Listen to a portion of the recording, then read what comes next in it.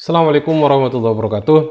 Eh, Bertemu lagi dengan saya pada lanjutan kuliah fisika kuantum.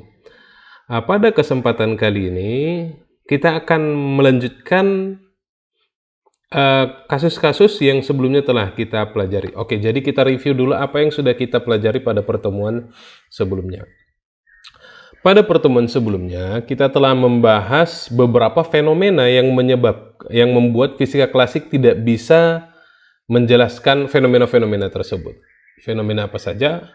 Ya, kita telah membahas radiasi benda hitam, efek fotolistrik, dan hamburan Compton. Nah, apa yang menarik dari hamburan Compton dan efek fotolistrik?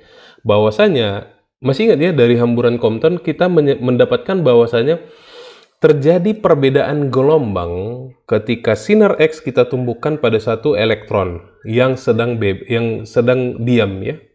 Maka kita dapatkan ada perbedaan gelombang. Panjang gelombang, sorry. Ini ya yang sudah kita jelaskan sebelumnya, terjadi perbedaan panjang gelombang. Mana? Oke, nah ini terjadi perbedaan panjang gelombang. Ya. Nah ini artinya apa? Ini terjadi jika, kemarin kita sudah bahas, jika apa?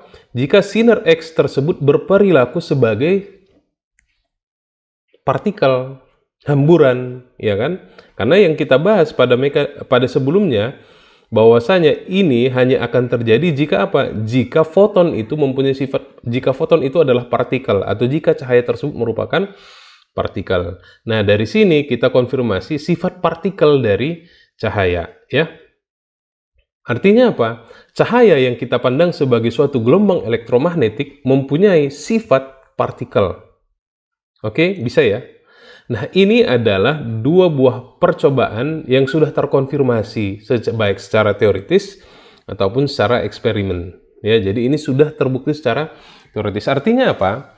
Sejauh ini kita mengatakan bahwasanya gelombang itu mempunyai sifat partikel. Cahaya sebagai gelombang elektromagnetik mempunyai sifat sebagai partikel. Nah, bagaimana gini?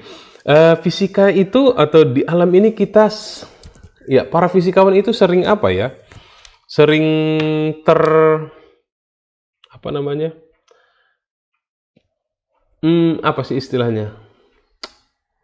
Tergila-gila, bukan tergila-gila. Artinya gini, fisikawan itu selalu memandang sesuatu itu yang simetris, ya. Jika ada positif, maka ada negatif, gitu ya. Simetris ya. Artinya gini, jika gelombang ya, jika gelombang mempunyai sifat partikel, apakah partikel mempunyai sifat sebagai gelombang juga? Ya. Nah, ini pertanyaannya. Ya, apakah partikel mempunyai sifat gelombang?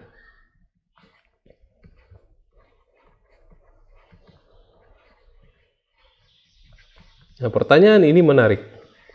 Kenapa? Jika gelombang tadi ya mempunyai sifat partikel, ya, sorry. Oke, jika gelombang tadi mempunyai sifat ya partikel, maka seharusnya partikel juga mempunyai sifat gelombang. Ya, maka harusnya ini terjadi seperti ini juga ya. Namun pada saat itu yang baru terkonfirmasi adalah gelombang mempunyai sifat partikel. Oke, kita sebutlah jika simetri itu ada. Ya, jika simetri, maka seharusnya partikel mempunyai sifat gelombang. Namun bagaimana cara kita menyusun suatu teori atau menyusun suatu formula matematis yang menyatakan bahwasanya partikel itu mempunyai sifat gelombang? Oleh karena itu, kita butuh suatu hipotesis. Karena saat itu belum ada eksperimen yang bisa menunjukkan sifat dari partikel itu mempunyai sifat gelombang. Ya, yang ada saat itu baru sampai gelombang mempunyai sifat partikel ya. Sebaliknya belum ada eksperimen pada saat itu yang mampu menjelaskan tadi. Nah, di sini kita akan coba membahas bagaimana sifat gelombang dari partikel Mulai dari kita susun secara teoritis, lalu nanti bagaimana hasil eksperimen yang menunjukkan sifat gelombang dari partikel tersebut.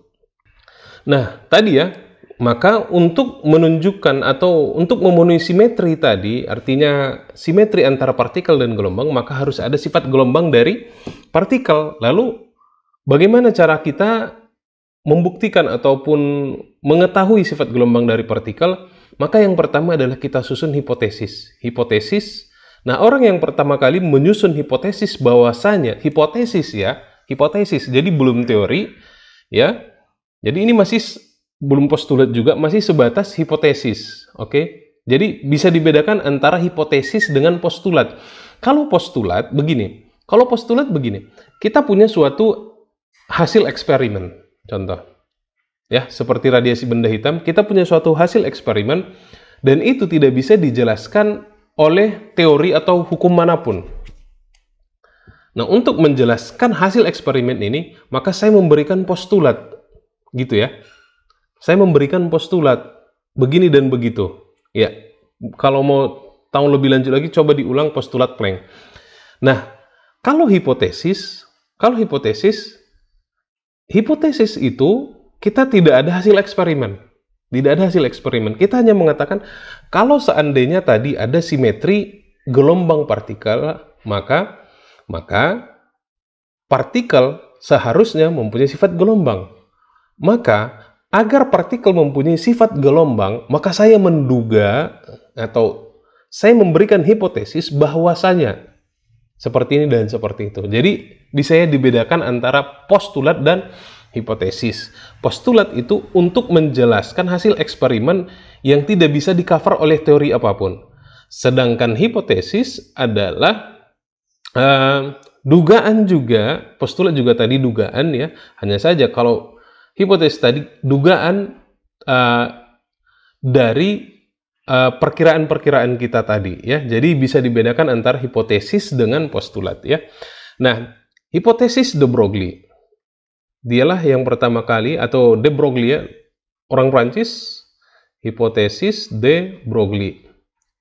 Nah, de Broglie yang pertama kali memberikan hipotesis bahwasanya partikel itu mempunyai sifat gelombang. De Broglie menyatakan bahwasanya setiap partikel yang bergerak, jadi ketika kita mempunyai suatu partikel yang bergerak, ya, let's say elektron, dia bergerak dengan kecepatan seumpamanya atau dengan momentum P, ya, P elektron, ya. Maka de Broglie mengatakan bahwasanya, ya, bahwasanya setiap partikel yang bergerak didampingi. Itu artinya selama dia bergerak, dia mempunyai sifat atau dia mempunyai gelombang materi. Jadi dia mempunyai sifat gelombang yang menunjuk atau sifat gelombang dari partikel tersebut. Ngerti nggak? Jadi begini, jika ini tadi bergerak ya, jika elektron kita tadi bergerak gitu ya, maka selama dia bergerak, dia mempunyai sifat gelombang seperti ini. Yang mana sifat gelombang tersebut diwakili dengan apa? Ya, diwakili dengan adanya panjang gelombang dari partikel tersebut. Ya, lambda sama dengan H per P, ya, di mana H itu adalah apa? Ya, konstanta Planck ya. Nah, di sini perhatikan bahwasanya rumus ini ya, kita coba artikan lambda sama dengan H per P. Itu artinya bahwasanya partikel yang bergerak dengan momentum tadi ya, dia mempunyai momentum, maka ketika dia bergerak tadi, maka dia juga mempunyai sifat gelombang. Ingat, ini adalah hipotesis. Ya, maka nanti untuk menguji hipotesis ini kita butuh suatu eksperimen. Ya, jadi tenang dulu, jangan kaget dulu karena ini baru hipotesis. Kita akan buktikan nanti secara eksperimen apakah benar ini ada. Perhatikan ya, saya ulang ya. De Broglie tadi memberikan hipotesis bahwasanya setiap partikel yang bergerak maka dia mempunyai gelombang, maka dia didampingi oleh gelombang materi. Yang mana gelombang materi ini menunjukkan perilaku ataupun sifat gelombang dari partikel tersebut. Ya. Oke. Kalau kita buat ini ke dalam bentuk vektor atau vektor gelombang, maka kita bisa menyatakan ini sebagai vektor gelombang K itu sama dengan momentum P ya per H bar. Dengan H bar itu sama dengan H per 2pi ya. H bar ya, atau H coret juga boleh, terserah. Oke. Nah, ini menunjukkan perilaku gelombang dari partikel tersebut. Oke, kita coba tinjau rumus yang ini. Kalau kita lihat materi kita sebelumnya, di mana ya? Nah, ini. Oke. Ini kalau kita sederhanakan lagi kan, ini sama dengan P sama dengan H per lambda. Apakah ini sama dengan hasil yang kita sebutkan sebelumnya? Ini saya coba tuliskan di slide selanjutnya tadi ya. Oke, tadi kita punya ini. Lalu kita punya tadi P sama dengan H per lambda. Secara matematis ini benar, sama. Tapi secara fisik apakah ini sama? Nah, ini menarik. Coba. Secara matematis sama ya. Bahwasanya H lambda sama dengan H per P, secara matematis P sama dengan H per lambda, tinggal diubah. Namun apakah ini benar secara fisika? Kita perhatikan. Di sini ya, di sini rumus ini menyatakan bahwasanya partikel mempunyai panjang gelombang. Artinya partikel mempunyai sifat gelombang. Kalau kita tinjau di sini, gelombang mempunyai sifat partikel. Ya. Maka makna fisiknya beda. Ya, makna fisiknya beda. Ini adalah hipotesis de Broglie, sedangkan ini tadi berasal dari hamburan Compton, ya, atau mengkonfirmasi bahwasanya gelombang mempunyai sifat partikel, di sini partikel mempunyai sifat gelombang. Nah, oke, jadi tidak sama secara matematis ya, namun ada arti fisik yang atau sense-nya ya, sense yang membuat ini beda. Jadi tidak sama. Jadi ketika saya menuliskan seperti ini artinya saya sedang mengatakan bahwasanya partikel mempunyai sifat gelombang dan sebaliknya di sini ya. Oke.